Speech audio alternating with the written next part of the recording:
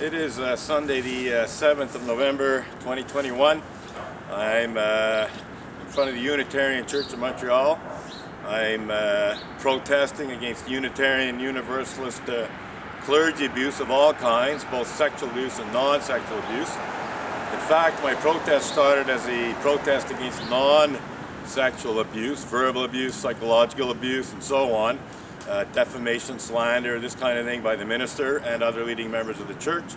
But I soon became aware that Unitarian Universalist ministers had, essentially engaged in various kinds of sexual misconduct with largely female members of the Unitarian Church, mainly in the USA that I'm aware of, but I'm sure it happens in Canada too. But in any case, I was aware of cases in the United States brought to my attention by Unitarian Universalist minister Reverend Deborah Pope Lance and other advocates for victims of clergy sexual misconduct, that essentially there was a fair bit of sexual misconduct, including cases of rape and pedophilia in the Unitarian Universalist Church in the USA, and that a lot of victims of sexual misconduct had been silenced with what Reverend Deborah Pope Lance called confidentiality agreements at the time. Now we refer to them as non-disclosure agreements, NDAs, essentially the same thing, essentially a legal contract, if you want, whereby the victim agrees not to talk about what happened, usually with some financial compensation. But from what I understand, from what I heard and was told about in terms of the Unitarian Universalist Association, the Unitarian Universalist Association, when it received a complaint about sexual misconduct, as I said, usually from a woman, the UUA would essentially say, well, we're not going to investigate this unless there's a confidentiality agreement first. In other words, from the very beginning, they tried to silence the complainants. They basically said, look, we're not going to investigate this unless you sign this confidentiality agreement. At least that's what I was told and read on the internet. And I believe it's credible at minimum, based on circumstantial evidence. Just the fact that so few women who've been affected by Unitarian Universalist clergy sexual misconduct of one kind or another, and there's hundreds of them, if not thousands, have come forward and spoken openly about it. Only a small handful of victims of clergy sexual misconduct have actually come forward and spoken about it in terms of Unitarian Universalist Church. So, I never signed a confidentiality agreement. I never signed a non-disclosure agreement. I never will, under any circumstance, sign a confidentiality agreement or a non-disclosure agreement. But in June of 2012, the Unitarian Universalist Association in Boston, that's essentially the head office of the Unitarian Universalist Church in North America and the world, hired Montreal defamation lawyer, Stikeman Elliott, barristers and solicitors lawyer, Maitre Marc-André Coulombe, to have me served with a cease and desist demand letter that falsely accused me of the criminal act of blasphemous libel for blogging about what he described as such despicable crimes as pedophilia and rape committed by Unitarian Universalist ministers. Now I knew that my blog posts about Unitarian Universalist ministers, to say nothing of a Unitarian Universalist lay leader, Richard Buell of First Parish Norwell, were not even close to being libel, let alone blasphemous libel. I should add that his exact words in the demand letter were your unfounded and vicious allegations to the effect that ministers of the association engage in such despicable crimes as pedophilia and rape are defamatory. And then he went on to say that they're so defamatory that they constitute the criminal act of blasphemous libel, which was still in the criminal code, essentially an anti-blasphemy law. So the Stikeman Elliott and the UUA, the Unitarian Universalist Association, were essentially accusing me of blaspheming against the Unitarian Universalist religion because I was criticizing pedophiles and rapists in their religious community, and also the cover-up of such despicable crimes as pedophilia and rape in Unitarian Universalist churches and so on.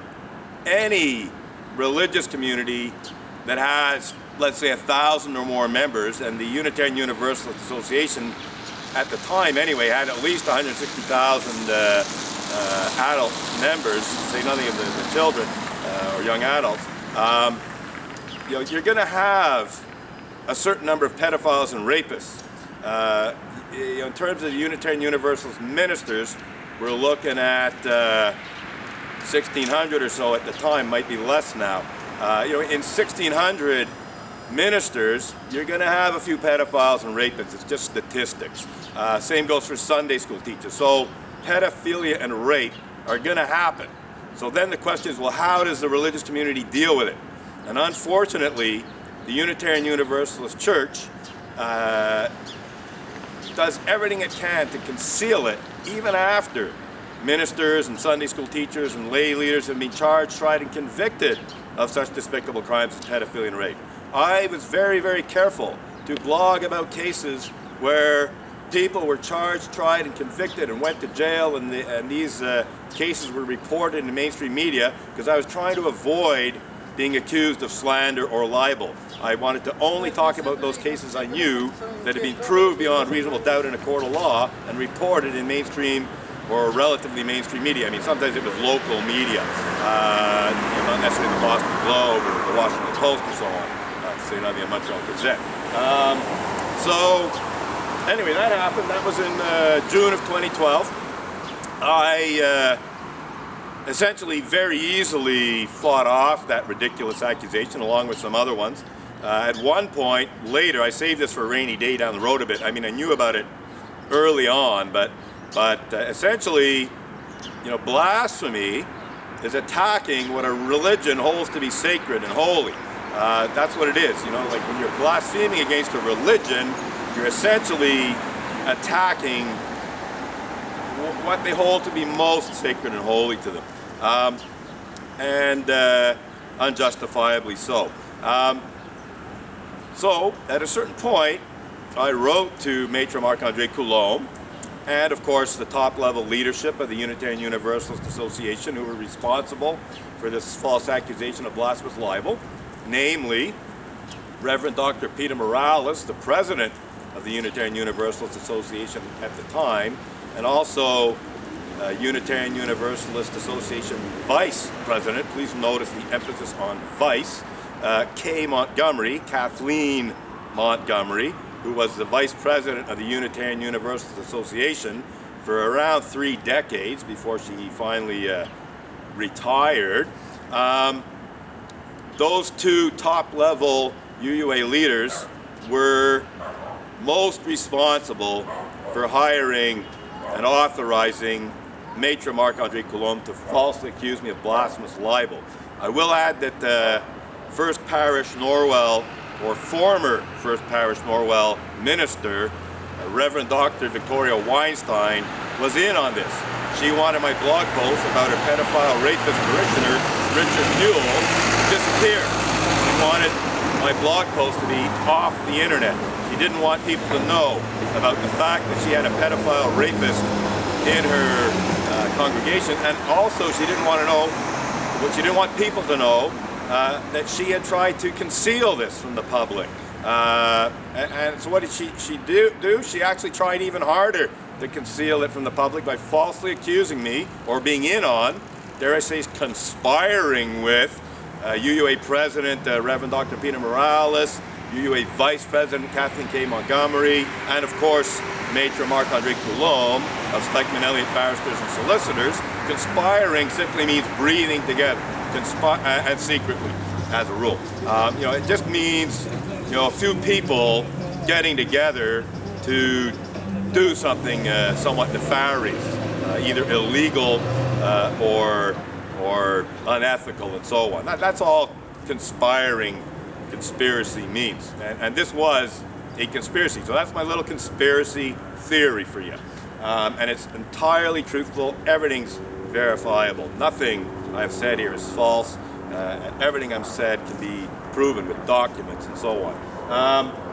So that brings us to Sue Montgomery, the mayor of Côte-des-Neiges-Notre-Dame-de-Grâce, who prior to being elected as the mayor of Côte-des-Neiges-Notre-Dame-de-Grâce borough of Montreal, was the Gazette's so-called justice reporter. That's the court reporter, the judicial reporter for the Gazette, was Montreal Unitarian Sue Montgomery. Prior to being the justice reporter, court reporter, I think she was sort of a run-of-the-mill, general news reporter. At one point she was manning the city desk, taking calls. So anyway, in December of 2012, there was a protest outside of the Palais de Justice in Montreal on December 6th specifically. There was a protest against violence against women. It was the anniversary of the Polytechnic massacre, where Marc Lepine went to the Polytechnic and shot female engineering students and killed them. And so there was a vigil, a protest, protesting against this and also violence against women more generally. And I saw this by chance. I just came across it and I decided to document it. And so I was filming it and taking some photos when at a certain point I saw Sue Montgomery. Now I had already asked Sue Montgomery on quite a number of occasions to report on issues, justice issues in terms of my protest and so on. I don't remember exactly if I had previously specifically told her about the false accusation of blasphemous libel that happened in June of 2012, but certainly before that, even going back as far as 2005, 2006, I'd be protesting outside the church here. Sue Montgomery was attending the church, and so as she walked by, I'd say, "Hey Sue, when are you going to report on this protest? When are you going to report on the justice issues here and so on?"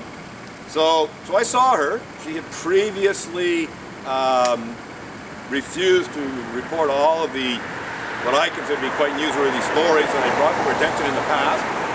And so I said, you know what? Let's ask her another time. But this time I'm going to have my video camera running. This time I will record, my asking her to report the story and how she responds to it. And she essentially brushed the whole thing off. I gave her all the details.